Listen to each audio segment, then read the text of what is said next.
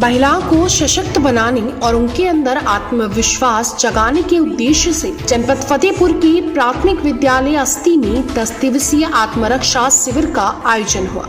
इस आयोजन में जहां विद्यालय में पढ़ रहे बच्चों को आत्मरक्षा के गुण सिखाए गए, तो वहीं प्रशिक्षित ट्रेनर के माध्यम से बच्चों को आत्मरक्षा का प्रशिक्षण दिया जा रहा है। इस संबंध में जानकारी देते प्रशिक्षक कोमल ने कहा कि बेटियां हर क्षेत्र में सशक्त होकर आगे बढ़ रही हैं। उनको आत्मरक्षा के गुण सिखाने की जरूरत है, जिससे वह किसी भी प्रकार की अप्रिय घटना का शिकार न हो सके। साथ ही बच्चियों को हेल्पलाइन नंबर्स के बारे में जानकारी दी गई, जिससे वो सशक्त हो घर व एक समग्र भारत के निर्माण में अपना योगदान दे सके। विद्यालय की शिक्षिका आसिया फारूकी ने बताया कि बेटियों को आत्मरक्षा के गुण सिखाने के साथ साथ उन्हें स्वावलंबी बनाने पर भी जोर दिया जा रहा है। कोरोना काल में जब विद्यालय बंद है, ऐसे में महिलाओं को हुनरमंद बनाने के उद्देश्य से सिलाई, कढ़ाई प्रशिक्षण के साथ साथ अन्य गतिविधियों से जोड़कर महिलाओं को आत्मनिर्भर बनाने के लिए विद्यालय सतत प्रयास करता रहता है, जहां आसिया फारूकी निरंतर बेटियों की शिक्षा पर विशेष जोर देती है। ऐसे में उनके द्वारा किए गए कार्य समाज में प्रेरणा का स्रोत बनकर उभरते हैं। यही कारण है कि उन्हें विभिन्न पुरस्कारों से भी सम्मानित किया जा चुका है। राज्य स्तरीय पुरस्कार प्राप्त आसिया ने कहा कि बेटियों को शिक्षित करने के साथ साथ उन्हें हुनरमंद बनाना भी जरूरी है। आशा की पहल से अभिभावक खुश हैं और अपने बच्चों को प्राथमिक विद्यालय अस्ती में भेजकर शिक्षा के प्रति कुंठित सोच को बदल रहे हैं। उम्मीद है कि अगर इस तरह के शिक्षक समाज में और हो जाए तो प्राथमिक विद्यालयों की शिक्षा का स्तर बेहतर होगा और देश प्रगति के पथ पर तेजी से गतिमान हो सकेगा। जरूरत है तो बस शिक्षकों को अपने अधिकारों को समझकर बच्चों तक उचित शिक्षा पहुंचाने की। तो अनुभव यही है सर कि जो भी नहीं ये सब कर रहा है या बच्चियों को पढ़ाने में पीछे है, तो उनसे यही गुजारिश है कि मतलब वो भी पढ़ाएं। और मैं नहीं पढ़ी लिखी हूँ, लेकिन मेरा ये है सोच कि जितना मेरी बच्ची चाहेगी उतना मैं पढ़ाऊँगी और कोशिश यही रहेगा कि मतलब जितनी मेरी वो है उससे अपने घर की पोजीशन या उसके हिसाब से मैं कभी अपने बच्ची को पीछे नहीं रखूँगी। जैसे कि तो शब्द में तो मैं मैम को यही कहूँगी कि मेरी आसिया मैम जैसी शायद है कि कहीं हो, वरना कहीं की मैम नहीं होंगी।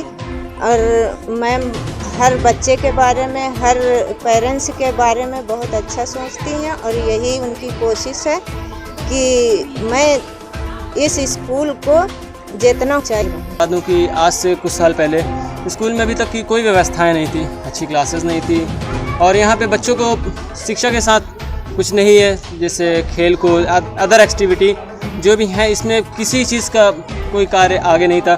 लेकिन जब से मैम आई हैं, मैम से आने के बाद यहाँ पे अच्छे अच्छे शिक्षाएँ क्लासेस हो गई हैं, यहाँ पे लाइब्रेरी भी है, यहाँ तक बच्चों को अदर एक्टिविटीज़ सिखाया जाता है। यहाँ पे नारी शक्तिकरण के लिए उसमें तो बच्चियों को मार्शल आर्ट सिखाया जाता है उसमें कि लड़कियाँ कैसे डिफेंस अपने लिए खुद के लिए कर सकें।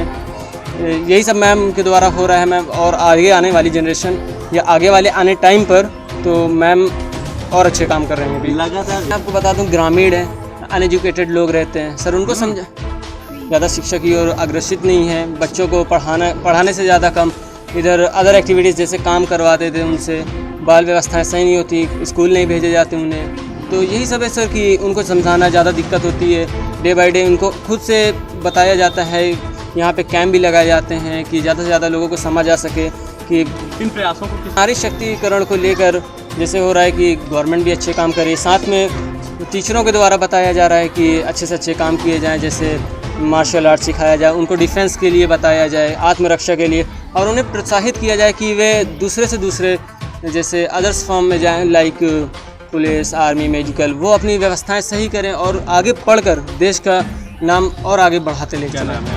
मेरा नाम मोहम्मद आतिफ है। वर्तमान में 2127 विद्यालय कम्प्यूटर और प्राथमिक और उच्च प्राथमिक विद्यालय, और इन विद्यालयों में ऑपरेशन कायाकल्प के माध्यम से भौतिक और संरचना में सुधार का प्रयास किया जा रहा है। इसमें प्राथमिक विद्यालयों के माध्यम से और ग्राम पंचायत एवं ग्राम्य विकास विभाग के सहयोग से कार्य कराया जा रहा है। माननीय मुख्यमंत्री जी ने कार्यभार ग्रहण करते समय ही विद्यालयों में, सरकारी विद्यालयों में जो जनमानस की धारणा थी उसको बदलने का प्रयास करने का आह्वान किया था। उसके अनुक्रम में बेसिक शिक्षा विभाग ने मिशन प्रेरणा एवं ऑपरेशन कायाकल्प चलाया गया और निश्चित रूप से उससे विद्यालयों में जो अवसंरचना सुधरी, जो शिक्षण प्रशिक्षण के ढेर सारे कार्यक्रम हुए, जो टीचिंग स्किल है वो किस तरह से बेहतर हो उसको भी कराने का प्रयास किया गया।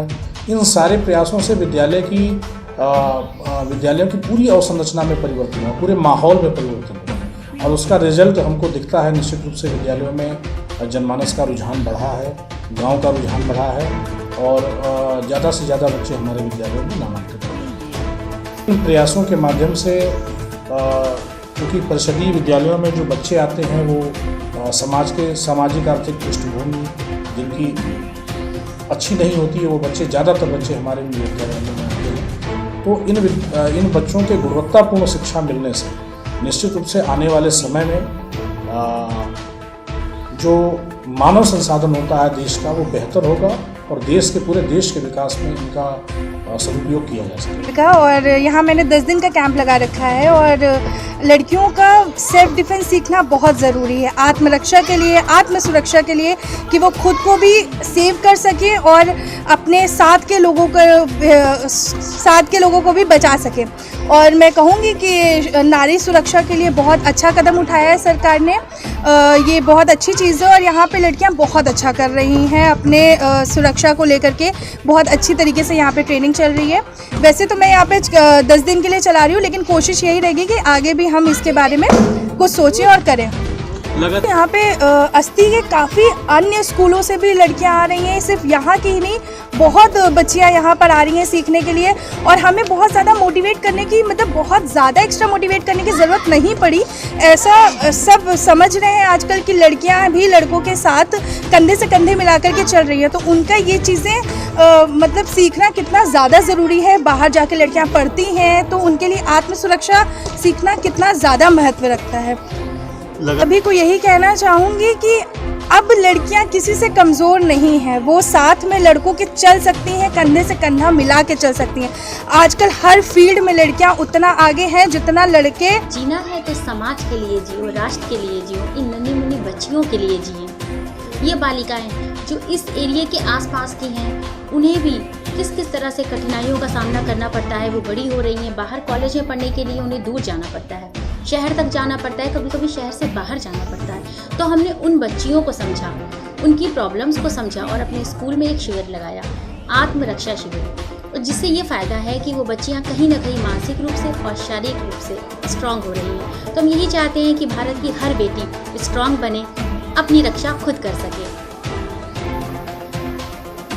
ये कहना चाहूँगी कि खुद के लिए तो हर कोई जीता है, जो दूसरों के लिए जिए वही असली मनुष्य है। तो अगर हमारा इसमें धन लगता है, कोई भी कार्य करेंगे तो उसमें कुछ ना कुछ तो खर्च आते हैं। टीचर हायर करना पड़ता है, उनको पेमेंट करना पड़ता है, बच्चों के यूनिफॉर्म बनते हैं, टाइम देना पड़ता है, सबसे ज़्यादा उनके पेरेंट्स को अवेयर करना पड़ता है, उन्हें इस स्कूल से जोड़ना पड़ता है। जो बच्चियाँ हमारे पास नहीं हैं, जहाँ से निकल चुकी हैं, उनको बुलाना अपने आप में एक चैलेंज था। मैंने उसे फेस किया, उनके पेरेंट्स से बात करी और अब वो स्कूल में जुड़ चुकी हैं और 10 दिन से ये कैंप चलाया जा रहा है। आगे भी इसी तरह के हम कैंप लगाएंगे और बच्चियों को सशक्त बनाएंगे। यहाँ पर का जो एरिया है, यहाँ पे ड्रॉप आउट की समस्या सबसे ज़्यादा थी। जब मैं आई तो विद्यालय में मैंने देखा कि 5 के बाद एडमिशन नहीं होता था। उन लड़कियों को मैंने स्कूल से जोड़ा, उनको कंटिन्यू पढ़ाई करने के लिए यहाँ पर लाइब्रेरी बनाई और उससे वो बुक्स भी लेती हैं और आगे की पढ़ाई कर रही हैं। कई लोगों को मैं खुद ट्यूशन दे रही हूँ, पर्सनल उन्हें पढ़ाती हूँ, बताती हूँ। तो वो लड़कियाँ, और उनको सबसे ज़्यादा मानसिक रूप से स्ट्रॉन्ग करने की ज़रूरत पड़ती है, क्योंकि लड़कियाँ को हर वक्त पीछे से एक मोटिवेशन चाहिए होता है। अगर उनकी फैमिली से वो नहीं मिल रहा है तो वो उसे कहाँ से ले रही हैं, और अगर उन्हें हम दे सकते हैं मोटिवेशन कि वो आगे पढ़ें, वो कुछ कर सकती हैं, ऐसी महान महिलाओं के बारे में बता के, ऐसी स्ट्रॉन्ग लेडी के बारे में बता के, ऐसी कुछ प्रेरणादायक कहानियाँ सुना के हम उनका मनोबल बढ़ाते हैं, उनमें आत्मविश्वास पैदा करते हैं। जब लड़कियाँ रोती हुई यहाँ से आती हैं तो वो हंसती हुई जाती हैं, तो हमें भी एक आत्मसंतुष्टि होती है कि हमने समाज के लिए, बालिकाओं के लिए, महिलाओं के लिए कुछ बेहतर किया।